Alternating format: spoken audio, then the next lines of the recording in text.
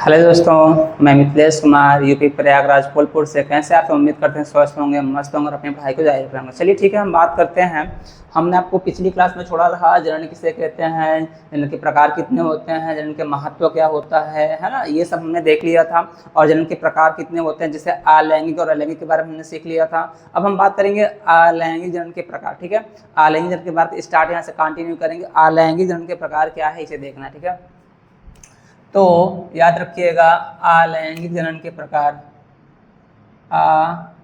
अलैंगिक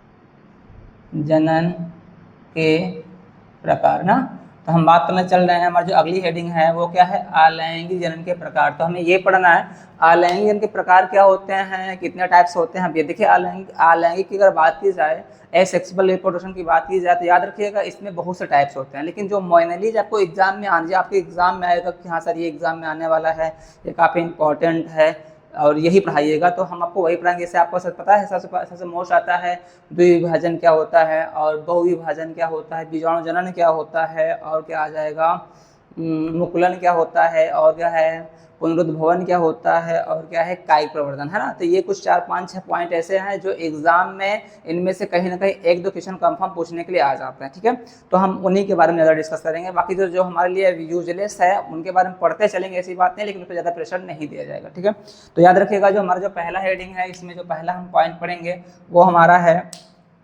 द्विविभाजन। क्या है भाई,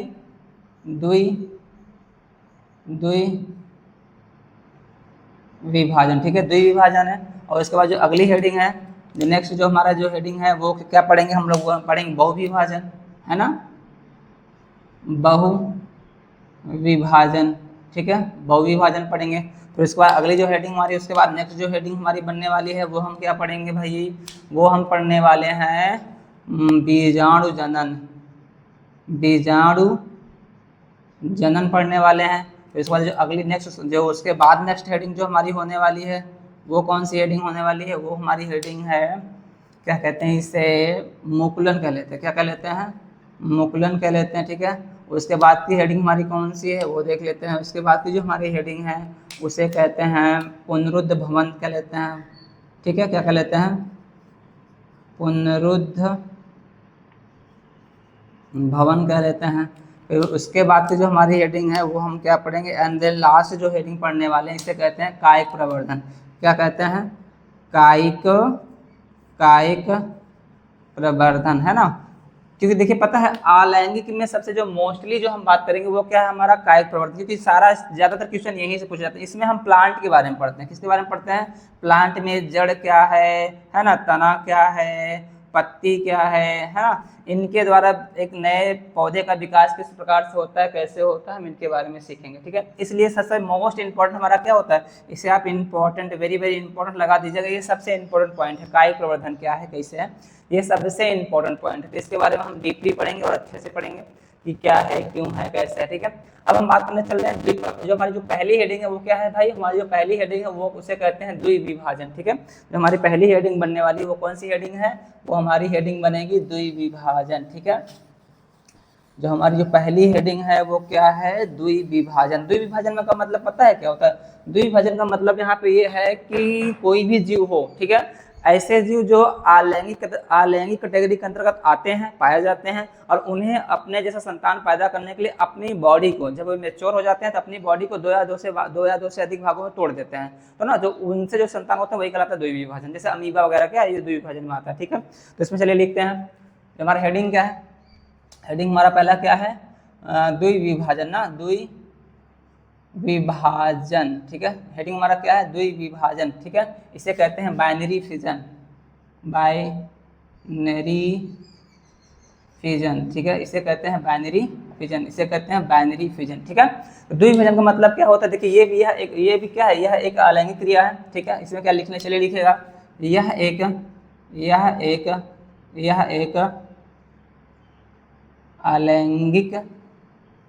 अलैंगिक क्रिया है। ठीक, कैसी क्रिया है भाई, यह भी क्या है, यह एक अलैंगिक क्रिया है। ठीक है, इसमें इसके अंतर्गत पाए जाने वाले जीव, इसके अंतर्गत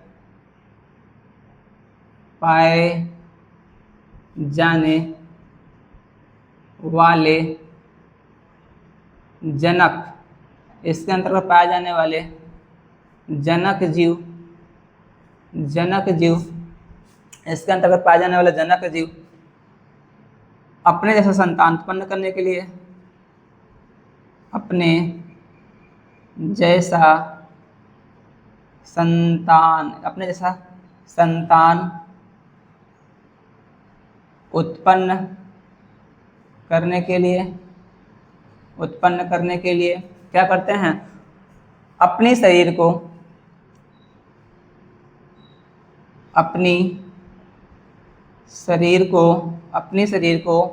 क्या करते हैं, दो भागों में ना, कितने भागों में, दो भागों में क्या करते हैं, दो भागों में विभाजित करते हैं,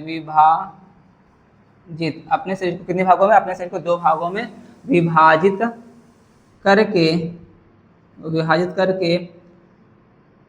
संतति उत्पन्न करते हैं, अपने विभाजित करके संतति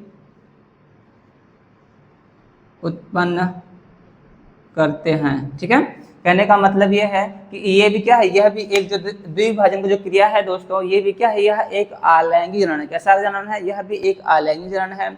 इसके अंतर्गत जो जीव पाया जाएगा, ठीक है, जैसे हम देख लेते हैं यहाँ पे क्या है हमारा, जैसे एग्जाम्पल में क्या है, जैसे में अगर देखा जाए तो अमीबा क्या है भाई, जैसे में क्या है हमारा अमीबा। ठीक है, अमीबा क्या है, अमीबा एक आलैंगिक, अमीबा हो गया आपका, है ना, ईस्ट हो गया, ठीक है, ईस्ट हो गया, और अगर देख लेते हैं तो शैवाल हो गया, ठीक है, और देख लेते हैं कवक हो गया, है ना, और ये सब आदि कह सकते हैं, क्या कह सकते हैं, आदि ना। तो ये सारे, इन सभी जीवों में इसी प्रकार से जनन की क्रिया होती है। ये अपने शरीर को क्या करते हैं, दो शरीर भागों में तोड़ना चालू कर देते हैं। ठीक है, जैसे अगर देख लेते हैं यहाँ पे अमीबा, ठीक है, ये क्या है हमारे पास, आपको पता है अमीबा की खोज सलोजन वान हाफ ने किया था सन 1774 ईस्वी में। अमीबा एक अलैंगिक प्रकार का प्राणी होता है, ये कहते हैं ये एक अनिश्चित आकार का प्राणी होता है जो तालाब, नदी, नहर, पोखर आदि में पाया जाता है। ठीक है, अब देखिए अमीबा हो गया, ठीक है, ये क्या है, क्या अमीबा है। ठीक है, अमीबा के बीच में क्या पाया जाता है, केंद्रक।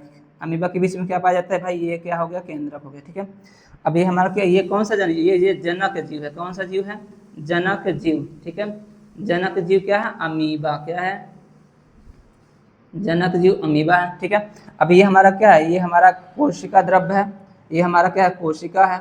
ठीक है, ये हमारा क्या है, कोशिका है, और ये हमारा क्या है, केंद्रक है।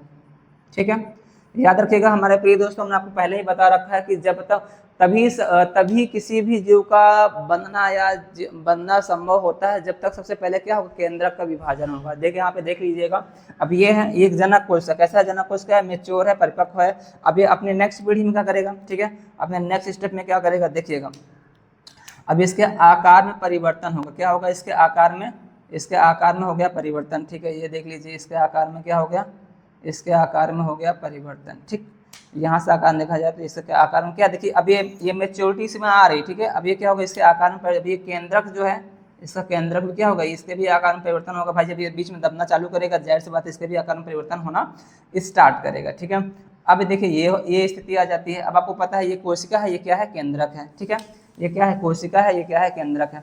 ये हमारा क्या है, ये हमारा कोशिका है। ठीक है, और ये हमारा क्या है, केंद्रक है।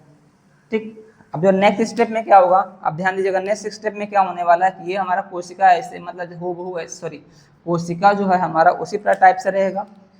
देखिए कोशिका हमारा हो गया,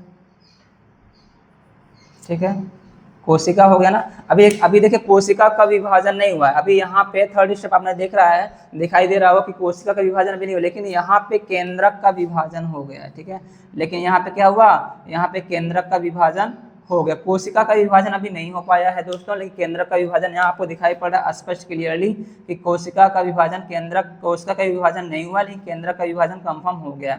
अब देखिए, अब केंद्रक दो भागों में बढ़ गए, एक केंद्रक इधर, एक केंद्रक यहाँ। यहाँ पे देखो एक ही है, यहाँ पे एक है ना, लेकिन यहाँ पे क्या है, दो केंद्रक हो गए। एक केंद्रक यहाँ देखिए, ये कोशिका है, ठीक है, ये हमारा कोशिका है, और ये हमारा क्या है, केंद्रक है, और ये भी हमारा कोशिका है। ठीक है, ये भी हमारा कोशिका है, और ये भी हमारा क्या है, केंद्रक है। देख, कहने का मतलब ये है कोशिका, देखिए कोशिका में कोई अलगाव नहीं हुआ, कोशिका भी एक ही है ना, पूरा का पूरा कोशिका क्या है, कोशिका पूरा कोशिका हमारा एक ही है, लेकिन केंद्रक हमें यहाँ पे 2 देखने के लिए मिल रहे हैं ना, केंद्रक हमें यहाँ पे 2 देखने के लिए मिल रहे। याद रखिएगा प्रिय दोस्तों, जब तक केंद्रक का विभाजन नहीं होगा, सबसे पहले केंद्रक का विभाजन होगा, तभी जाके कोशिका का विभाजन होना पॉसिबल है। अर्थात आप ये सोचो कि पहले कोशिका का विभाजन हो जाएगा तब केंद्रक का विभाजन होगा, तो ऐसा इम्पॉसिबल है। ठीक है, इसलिए सबसे पहले किसका विभाजन होता है? सबसे पहले केंद्रक का विभाजन होगा, तब जाकर के एक कोशिका का विभाजन होता है और आगे चल के नए जीव बन जाएंगे। अब यहाँ नेक्स्ट स्टेप में देखिएगा आप, अब यहाँ से देखिएगा, अब यहाँ से दो निकलेंगे। ठीक है, अब यहाँ से 2 निकलेंगे। अब देखिए यहाँ पे एक, अब यहाँ से 2 भागों में बढ़ जाएगा, ये केंद्रक हो गया, ये कोशिका ये हो जाएगा, एक कोशिका ये हो जाएगा। ठीक है, ये हमारा एक कोशिका हो गया, ये हमारा एक कोशिका ये हो गया। ठीक, ये हमारा एक कोशिका यहाँ पे ये केंद्रक हो गया और हमारा ये केंद्रक हो गया। ठीक है, अब ये देखो कोशिका केंद्रक, ये हमारा क्या है? कोशिका है। ठीक है, ये हमारा क्या है? कोशिका है, और ये हमारा क्या है? केंद्रक है। ठीक है, ये भी हमारा क्या है? कोशिका है, ये भी हमारा क्या है? कोशिका है, और ये हमारा क्या है? केंद्रक है। तो कहने का मतलब ये है प्रिय दोस्तों, याद रखिएगा, ये कौन सी है? ये संतति है। ये कौन सा है भाई? ये संतति है, संतति। ठीक है, ये संतत जीव है। कौन सा जीव है? संतत जीव है। ठीक है, इसे कहते हैं संतत जीव। अब कितने हो गए? देखिए संख्या में 1 और 2 हो गए। यहाँ पे जनक के यहाँ 2। अच्छा, इस प्रकार से आप ये बताइए, क्या इसकी जो जनक कोशिका है, क्या इसकी मृत्यु हुई है क्या? है ना। अब बताओ, ये मरता ही नहीं है, ये अपने बच्चों को पैदा करने के लिए, अपने बच्चों को बनाने के लिए अपनी ही बॉडी को कई भागों में तोड़ देता है बस, लेकिन मरता नहीं है। लेकिन जब ये क्यों? क्योंकि हम बात कर रहे हैं अलैंगिक के बारे में। अलैंगिक के बारे में जितने भी जीव होते हैं वो मरने वाले नहीं होते, वो अपनी बॉडी को कई भागों में बांट देते हैं। ठीक है, इसी प्रकार से इनकी क्रियाएं की जाती हैं। तो यहाँ तक उम्मीद है कि आपको ये वाली हेडिंग जो है द्विविभाजन आपको समझ में आ गया। देखिए द्विविभाजन का मतलब होता है 2 भागों में बंटना। ठीक है, देखिए एक यहाँ पे एक अमीबा जनक था और यहाँ पे संतत जीव का निर्माण हो गया। कितने बने हैं? 2 अमीबा। अब आगे चल के ये भी अपना बना लेंगे। ये भी जब मैच्योर हो जाएंगे, जब ये भी इन्हें भी जब बच्चा पैदा करने की क्षमता हो जाएगी, तो भाई ये क्या कर, ये भी अपने आपको मैच्योरिटी दिखाएंगे, फिर आगे चल के ये भी कई भागों में बंटना चालू कर देंगे। इस प्रकार से इनका जनन की क्रिया होता रहता है। ठीक है, तो हमारे ख्याल से ये पहली हेडिंग आपकी क्लियर हो गई है। इसे आप लोग जल्दी से बनाइए, इसे कॉपी करिए, तो फिर आगे चलते हैं। देखिए जो हमारी दूसरी हेडिंग है उसे कहते हैं बहुविभाजन। अब यहाँ बहुविभाजन का मतलब समझते हैं। अब यही क्रिया उसमें भी सेम रहेगी। ठीक है, यही क्रिया क्या होगी? इसकी यही क्रिया इसमें भी सेम रहेगी। बस यह है वहाँ पे ढेर सारे जीव निकलेंगे, बस यही सेम क्रिया उसका भी रहेगा। ठीक है, यही सेम क्रिया द्विविभाजन बहुविभाजन का सेम है, बस फर्क इतना है कि उसमें ढेर सारे निकलेंगे बस। ठीक है, चलिए जल्दी कर लीजिए, काम भाई आ गया। अब नेक्स्ट हेडिंग है बीजाणु जनन। ठीक है, अब देखिए द्विविभाजन हमने पढ़ा रखा है, तो इसी के सेम आप बना लीजिएगा। जो दूसरी हेडिंग है वो क्या है? बहुविभाजन की ना, बहुविभाजन। तो इसका ऐसे सेम इसी का है। ठीक है, चाहे आप द्विविभाजन की बात करें, द्विविभाजन का मतलब होता है सिर्फ 2 निकलेंगे। ठीक है, अब बहुविभाजन का मतलब ये होता है कि ऐसे जीव, ठीक है, जिसमें ढेर सारे जीव, मतलब जिसमें अनंत जीव निकलते हैं। ठीक है, जिनकी बॉडी टूटती है वो अनंत भागों में बढ़ जाती है, वो बहुविभाजन कहलाया जाएगा। ठीक है, बस यही आपको इतना सीखना था, इसमें और बाकी कुछ है नहीं। ठीक है, अगर इसमें एग्जाम्पल लिखना है, अगर इसका एग्जाम्पल लिखना है, यहाँ अगर एग्जाम्पल की बात करें तो इसमें लिख लीजिएगा प्लाज्मोडियम। क्या लिखना है? प्लाज्मोडियम। ठीक है, प्लाज्मोडियम एक ऐसा जीव है। ठीक है, प्लाज्मोडियम क्या है? बहुविभाजन। इसमें एक ही प्लाज्मोडियम में, पता है, जब एक ही प्लाज्मोडियम जब मैच्योर होगा तो इसमें ढेर सारे प्लाज्मोडियम, या जब टूटेगा तो ढेर सारे पार्ट निकलेंगे। ठीक है, तो एक नहीं, दो की वहाँ बात ही नहीं, यहाँ पे असंख्य जीव बनते हैं।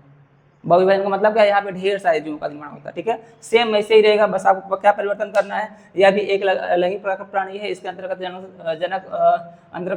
पाए जाने वाले जनक जीव अपने जैसा संतान उत्पन्न करने के लिए अपने शरीर को 2 भागों में ना, यहाँ क्या करें, यहाँ जो 2 लिखा है ना, अगर हम जब ये वाला पढ़ेंगे तो यहाँ पे 2 नहीं लिखना है, यहाँ पे कर देंगे बहुत मतलब बहुत भागों में, या असंख्य लिख लेते हैं। यहाँ क्या लिख लेंगे?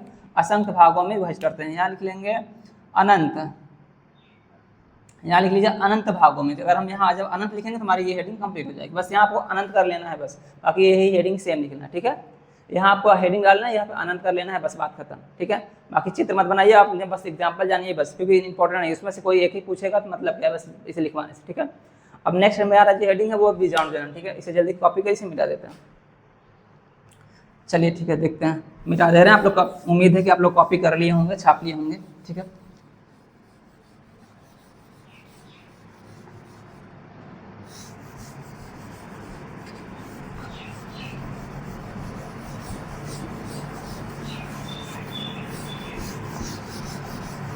देखिए जो बीजाणु जनन की अगर हम बात करते हैं, ये हम मुख्यतः पता है जो बीजाणु होते हैं, पता है बीजाणु, पता है जैसे मान लीजिए कोई बीजाणु है, ठीक है, ये कोई बीजाणु है, तो याद रखिएगा बीजाणु जो होते हैं, बीजाणुओं के लिए माध्यम की आवश्यकता पड़ती है। जो बीजाणु होते हैं ना, देखिए अब हम यहाँ पर लिख लेते हैं तब, ठीक है, यह एक इसमें बीजाणु जनन ना, इसे क्या मिटाना पड़ेगा, बीजाणु हटाओ, पूरा साफ करो, क्या मतलब है फालतू फिर से लिखो। चलिए देखते हैं बीजाणु में क्या होगा, ये समझिएगा। हमारा हेडिंग क्या है, बीजाणु जनन, दूसरा है ना, चलिए ये तीसरी हेडिंग है, बीजाणु जनन, ठीक है। देखिए बीजाणु जनन को हम इंग्लिश में क्या कहते हैं, बीजाणु जनन को हम कहते हैं स्पोरुलेशन, इसे कहते हैं स्पोरुलेशन, ठीक है, ये हो गया आपका इंग्लिश। अब देखिएगा, अब सुनिए बीजाणु जनन का मतलब पता है, सबसे पहले यह भी क्या है, यह भी आप कह सकते हैं इसके अंतर्गत बीजाणु, ठीक है, लिखिएगा, लिखते चलिए क्या मतलब है,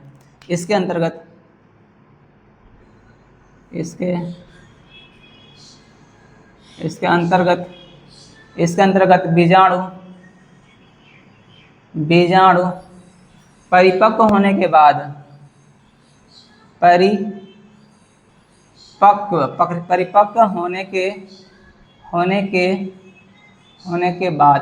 होने के बाद पता है, पर इसके अंतर्गत बीजाणु परिपक्व होने के बाद इन्हें माध्यम की आवश्यकता पड़ती है। इन्हें किसकी आवश्यकता पड़ती है, इन्हें माध्यम की, परिपक्व होने के बाद ये जीव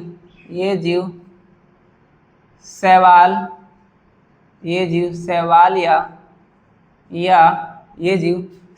या कवक के माध्यम से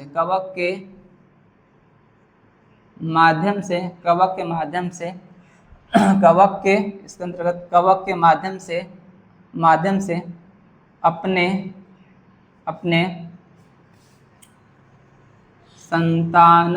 अपने संतानों की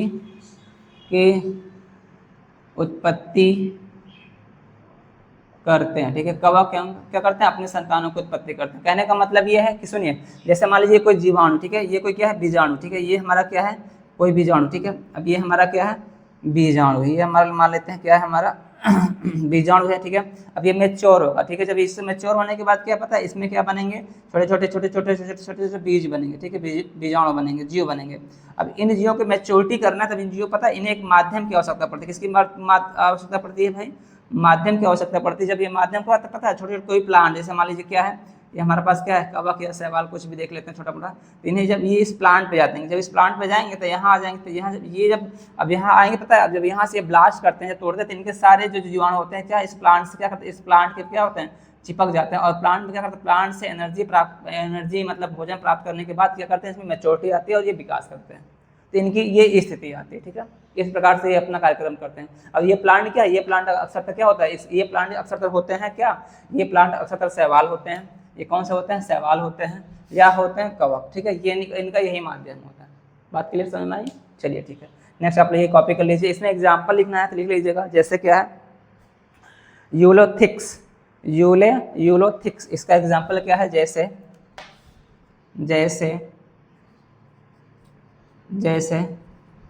यूलोथिक्स, इसका एग्जाम्पल क्या है, यूलोथिक्स, ठीक है। अब आगे चलिए, लिखिए, जल्दी कॉपी करते रहिए भाई, कॉपी करते रहिए हमारे पास। नेक्स्ट हेडिंग क्या है, मुकुलन, ठीक है। हमारा नेक्स्ट हेडिंग क्या पढ़ने वाले हैं, मुकुलन से कहते हैं बडिंग। अब बडिंग की स्थिति क्या होती है, अब आप वो समझिएगा, ठीक है, हम इरेज कर दे रहे हैं इसे, ठीक है।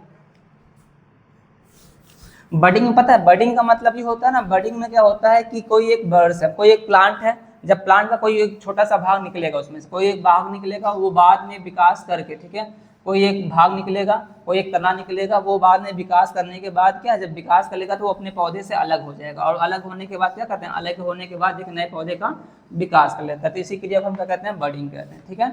इसी क्रिया को हम क्या कहते हैं, बडिंग कहते हैं। चलिए देखते हैं क्या है बडिंग, क्या चीज़ होता है, समझ लेते हैं क्या है। नेक्स्ट हेडिंग हमारा जो भी है, कौन सा 1 2 3 4 जो भी रहा हो, ठीक है, जो भी रहा हो हेडिंग, इसे क्या कहते हैं, मुकुलन। क्या कहते हैं भाई साहब, इसे मुकुलन कहते हैं ना, मुकुलन, ठीक है। यहाँ कह सकते हैं बडिंग, क्लियर।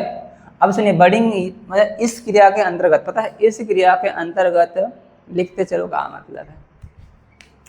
इस क्रिया के अंतर्गत, इस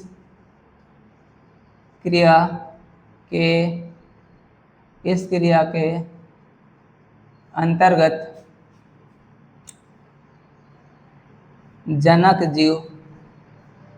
जीव में एक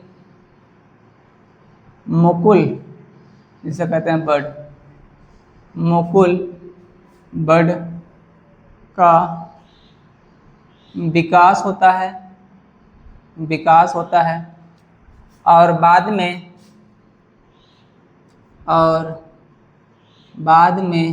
यह विकास करने के बाद, और यह बाद में यह विकास करने के पश्चात, विकास करने के पश्चात जनक जीव से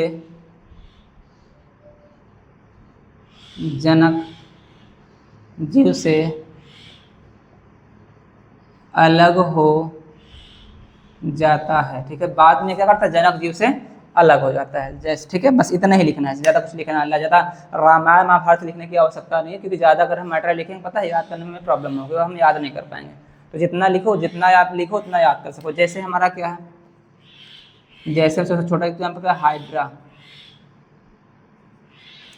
हाइड्रा आप लोगों को पता ही होगा अच्छे तरीके से हाइड्रा क्या है, कैसे है। ठीक है, हाइड्रा हो गया, इस्ट इसमें भी आएगा, हाइड्रा भी है और इस्ट इसमें भी है। ठीक है, इस्ट इसमें भी है। चलिए देख लेते हैं हम हाइड्रा की। अगर हम बात करते हैं तो याद रखिएगा हाइड्रा एक ऐसा प्लांट है, पता है हाइड्रा अगर देखा जाए तो hydra hydra hydra hydra hydra. चलिए ये हमारा कोई हाइड्रा वाला प्लांट। देखिए भाई स्ट्रक्चर के लिए बुरा मत मानिएगा, कोई बहुत अच्छा चित्र नहीं बना पाते हैं, लेकिन हाँ कोशिश फिर भी यही रहती है कि आपको कंटेंट समझ में आ जाए चित्र का। चित्र कैसे भी होगा चलेगा। ठीक है, ये एक हाइड्रा का प्लांट है। किसका प्लांट है भाई, ये एक हाइड्रा का प्लांट है। ठीक है, किसका प्लांट है, ये एक हाइड्रा का प्लांट है। ठीक है, ये क्या है, ये जनक जीव है। ठीक है, ये क्या है, एक हाइड्रा का प्लांट है। किसका प्लांट है, हाइड्रा का प्लांट है। हाइड्रा जनक है, कौन सा जीव है भाई, जनक जीव है। ठीक है, ये जनक जीव है। तो याद रखिएगा हाइड्रा है, ये जनक जीव है। तो इसमें ये जो दिखाई पड़ रहा है ना, इसी को कहते हैं मुकुल। क्या कहते हैं, इसे कहते हैं मुकुल। अब नेक्स्ट स्टेप में पता है, अब ये नेक्स्ट स्टेप में क्या करेगा, अब यही नेक्स्ट स्टेप में हाइड्रा जो है, ये जो नेक्स्ट स्टेप है आपका,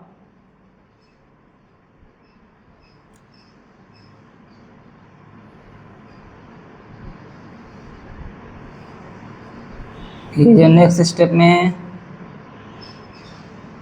गड़बड़ बन रहा है, जैसे हम बनाना चाह रहे हैं इस तरह से बन नहीं रहा। अब ये नेक्स्ट स्टेप में पता है क्या करेगा, अभी ये जो नेक्स्ट स्टेप बनने वाला है ना इसका, इस नेक्स्ट स्टेप में जो मुकुल है,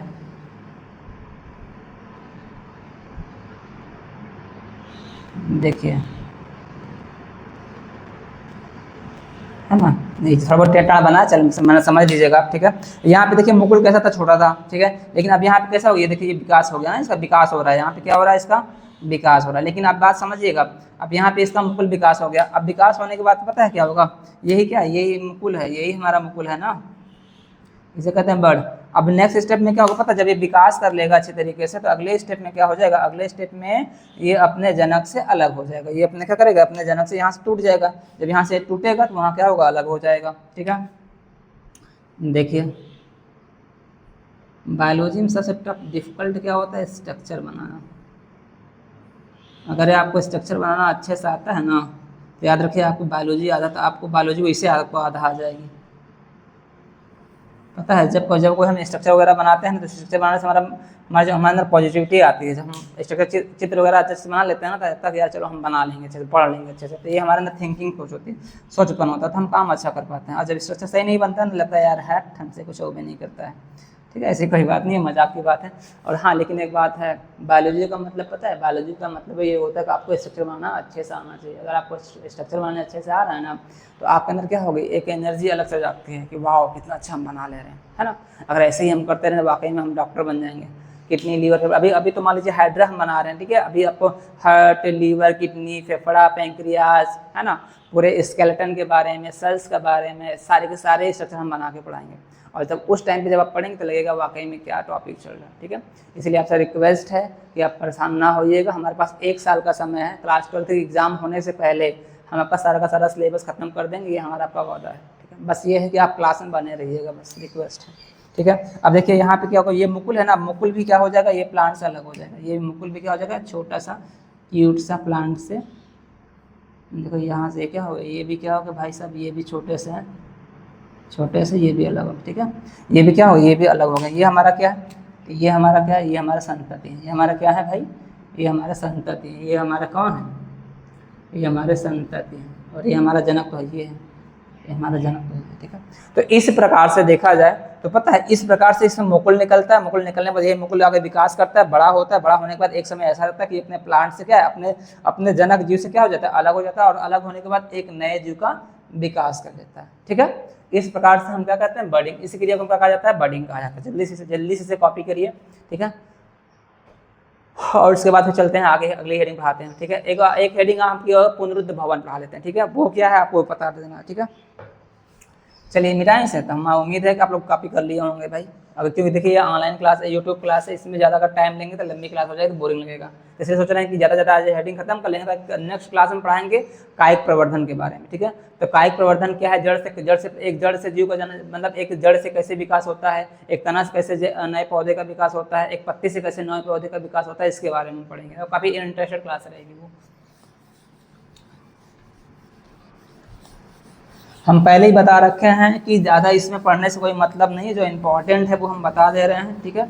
उसके बाद जो इम्पोर्टेंट, तो ये प्रकार से देखा जाए पता है आपके लिए इम्पोर्टेंट जो है ह्यूमन के बारे में है। एनिमल के बारे में आप पढ़ेंगे ना, तो जैसे जो सेक्सुअल रिप्रोडक्शन आप पढ़ेंगे वो सारी की सारी क्लासेस इंपॉर्टेंट है। सेक्सुअल के बारे में हम एक बॉडी के बारे में सीखते हैं, है ना। एक मेल के बारे में पढ़ेंगे पूरी तरीके से, एक फीमेल के बारे में हम अच्छी तरीके से पढ़ेंगे, क्या है, क्यों है, किस लिए है, कैसे है, इन सब के बारे में पढ़ेंगे भाई।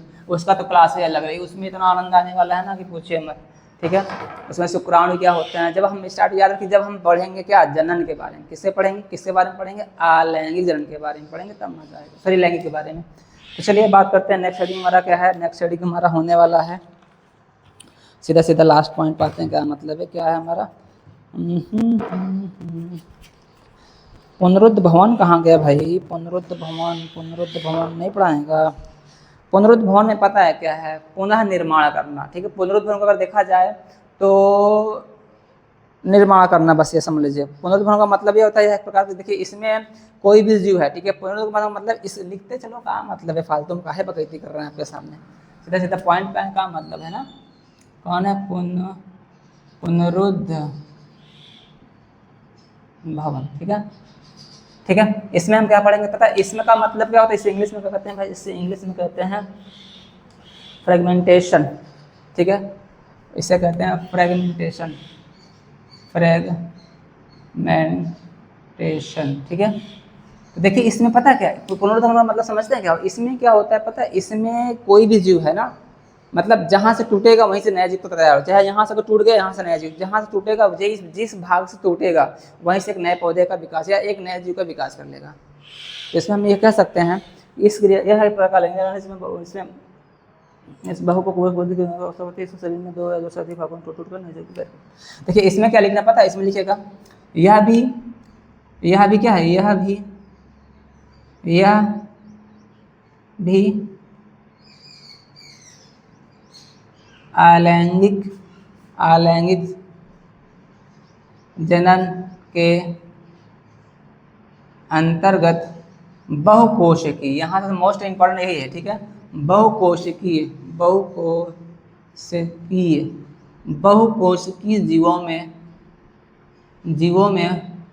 जीवों में पाया जाता है या होता है। बहुकोशिकीय जीवों में होता है। इसके अंतर्गत पाए जाने वाले जनक जीव, इसके अंतर्गत पाए जाने वाले जनक जीव जनक जीव जीव का शरीर जिस स्थान से टूटकर अलग होता है, जिस भी स्थान शरीर जिस भी स्थान से शरीर जिस भी स्थान से टूट कर अलग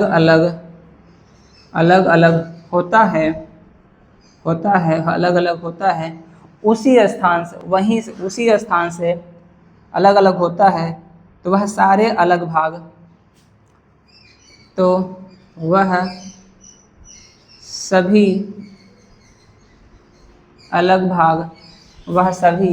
अलग भाग नए संतत जीव के रूप में नए संतति जीव के रूप में विकास कर लेते हैं,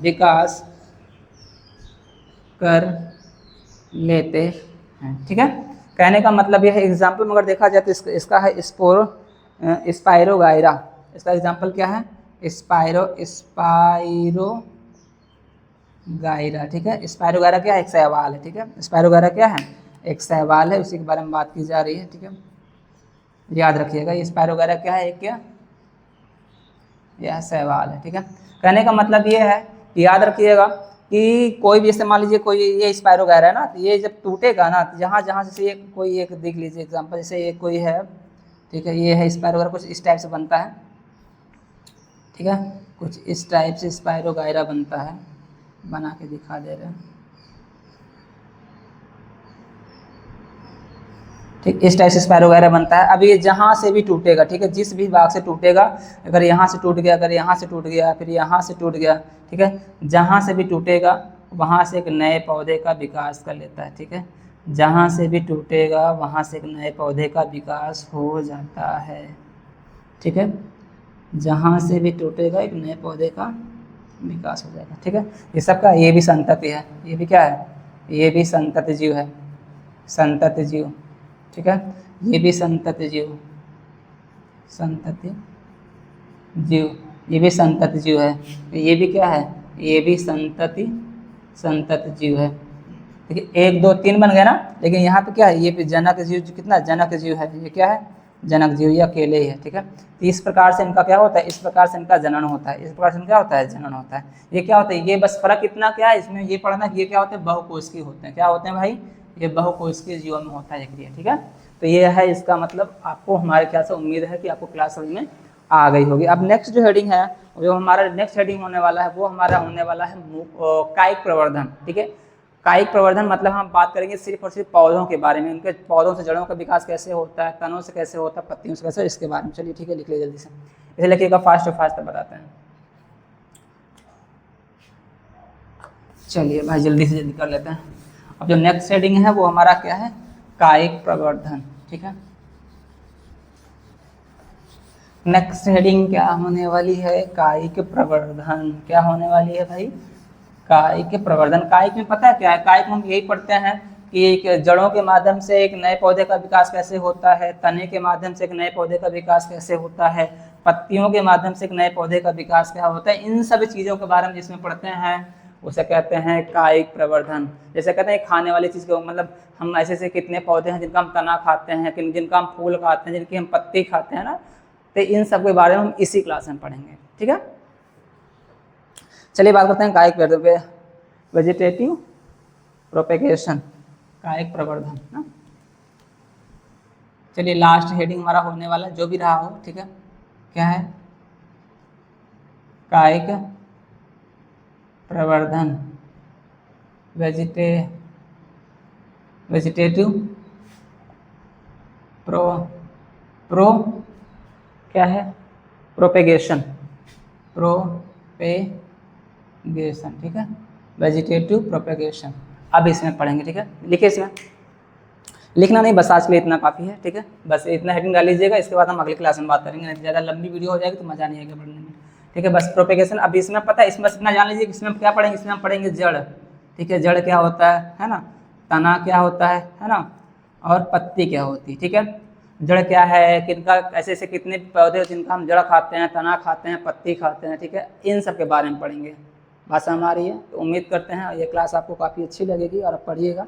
और किसी प्रकार से कोई भी डाउट होता है तो आप कमेंट सेक्शन में आप लिख सकते हैं, सर हमें ये प्रॉब्लम हो रही है, आप हमें इसे सॉर्ट आउट करिए, तो हम कोशिश करेंगे कि हम आपकी समस्या को सॉर्ट आउट कर सकें। थैंक यू, धन्यवाद।